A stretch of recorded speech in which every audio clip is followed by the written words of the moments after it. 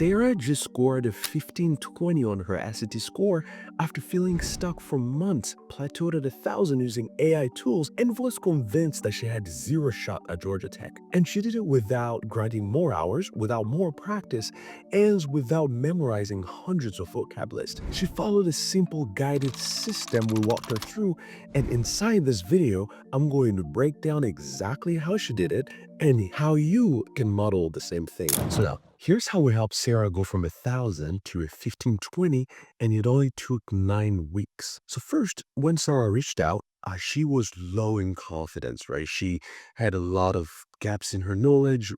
She didn't really challenge herself enough, right? And she was doing a lot of blind practice. She was taking a lot of practice with AI, countless number of practice tests without really any sort of plan or guidance at all, right? And she saw no improvement. She was stuck at around, 1,000 to 1,100 or so, right? So no improvement. And then they reached out. She was very sad, and you could see that she didn't really believe in herself anymore. Her dreams of going into like a top school started to fade away. So the first thing we did was to identify that her score problem was due to a gap problem. What does that mean? She had a lot of gaps in her knowledge. So this was the first thing we were able to identify, right? And those gaps could not be fixed by just doing more practice because more practice didn't mean more insight, right? So after we identify those gaps, the next thing we did was very crucial, right? Listen to me carefully. So we're able to use the Socratic method to fix those gaps that she had in her knowledge.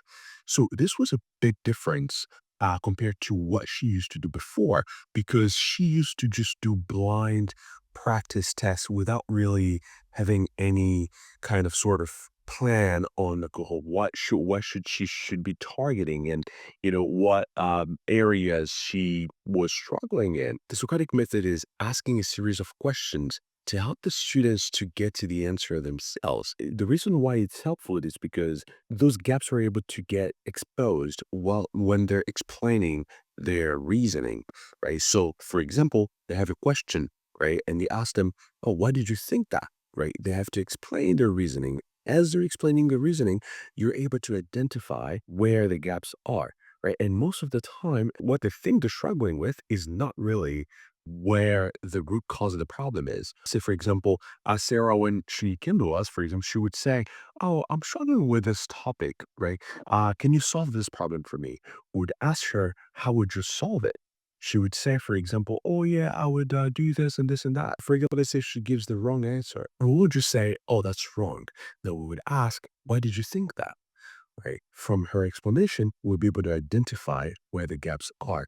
This was really powerful to know where those gaps were. I get those gaps exposed because again, another thing about the SAT is that it's not necessarily about being smart because Sarah was a very smart student. She had a 4.0 GPA.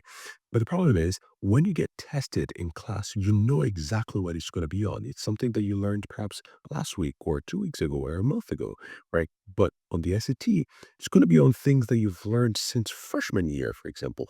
And some of those things you might have forgotten already about, right? So when we do use this organic method, we're able to remember all of those topics and all of those tiny little details that get exposed when you're getting tested under pressure. Now, the second thing that we focused on with Sarah was high impact tutoring. And this goes hand in hand with the Socratic method because this is when we've now identified those gaps, right? We've identified the weaknesses, right, that she had in her knowledge, right? For example, here, we're able to know exactly, okay, she's struggling with the lines, angles, and triangles, nonlinear functions, geometry and trigonometry. Then we can tailor our tutoring to target those specific weaknesses.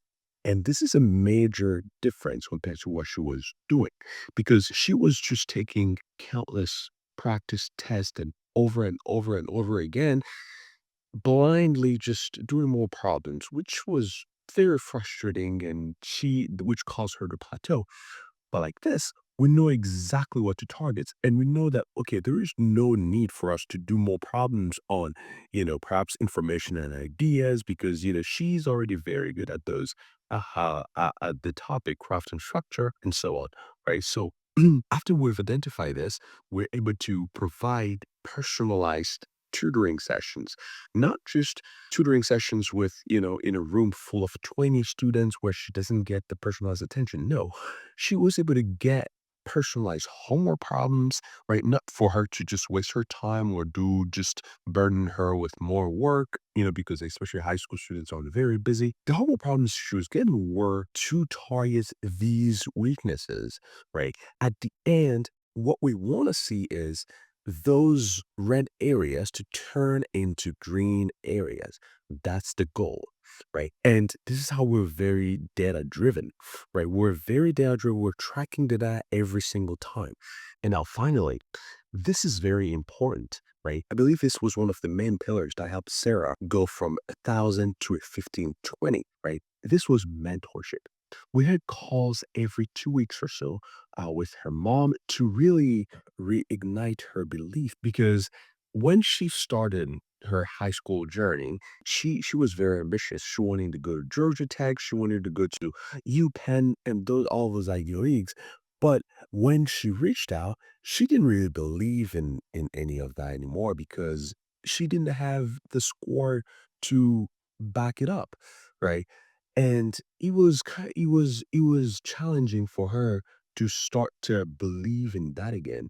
And this is what those calls were about, to show her that if someone like me who was not special at all, but nevertheless was able to get into the number one public university in the country, if I was able to do it, then she could also do it, right? And this is how, Sarah started to believe again, right? And when she saw her score starting to go up, her confidence also followed. She started to see her a lot of improvements in her grades. The red areas started to turn green, and she started to believe in herself again. And that's how she was able to score a 1520, and they could not believe it. Right. And we're very happy after seeing the result. If you're watching this and thinking, yeah, this is exactly what my teen is going through, then here's what I'll say. Most parents wait until the last minutes, hoping the next practice test will magically bump their score. It rarely happens, right? But the moment someone helps your teen identify their blind spot, everything starts to change way faster than parents may think, right? So if you want help building a plan like this for your child, you can book a free strategy session with my team by clicking the link below this video.